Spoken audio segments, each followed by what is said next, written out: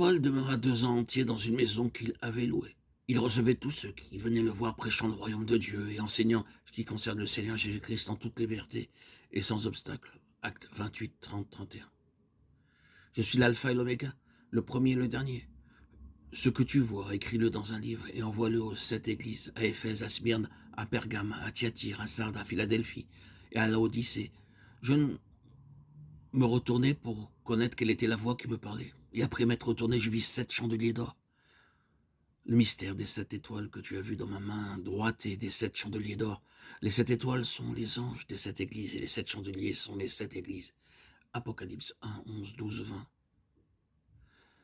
La Bible est composée de 66 livres. Pour chacun de ces livres et pour les sujets traités, il y a au terme de chaque lecture une conclusion. Par exemple, le livre de la Genèse comporte 50 chapitres. Lorsque vous lisez le dernier chapitre, vous ressentez instinctivement que c'est la fin de ce livre. Dans l'évangile de Matthieu, il y a 28 chapitres. De manière toute naturelle, en arrivant au dernier chapitre, vous comprenez que c'est vraiment la fin de cet évangile.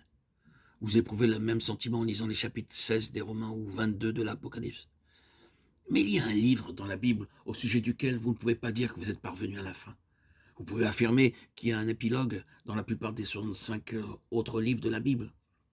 Mais concernant ce livre particulier, vous ne pouvez pas le dire. Il s'agit du livre des Actes. Lorsque vous arrivez au chapitre 28, vous êtes surpris qu'il s'achève de manière aussi soudaine. Vous avez le sentiment qu'il n'est pas réellement terminé. En fait, historiquement, ce livre des Actes n'a vraiment pas de fin. Ce dont il parle est toujours en cours de développement. Le récit des Actes des Apôtres du 1er siècle peut avoir une conclusion, mais le récit des apôtres qui se sont succédés au long des siècles n'est pas terminé. Jusqu'à présent, nous continuons de lire les Actes des Apôtres de Dieu. Le livre des Actes n'est pas terminé. Mon Père travaille jusqu'à présent, déclara le Seigneur, et moi aussi je travaille.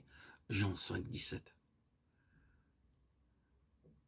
Ceci montre que depuis la rébellion de Satan, la chute de l'homme, et jusqu'à présent, Dieu travaille. C'est pourquoi le Fils aussi travaille. Que trouvons-nous dans les Actes ?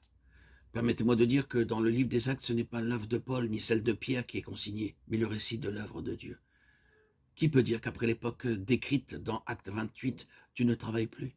Qui peut dire que l'œuvre du Seigneur s'est achevée au chapitre 28 des Actes ?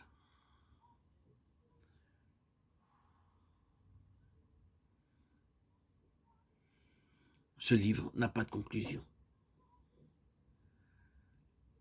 Après la période citée dans le chapitre 28, Dieu a encore beaucoup de vases qui accomplissent son œuvre.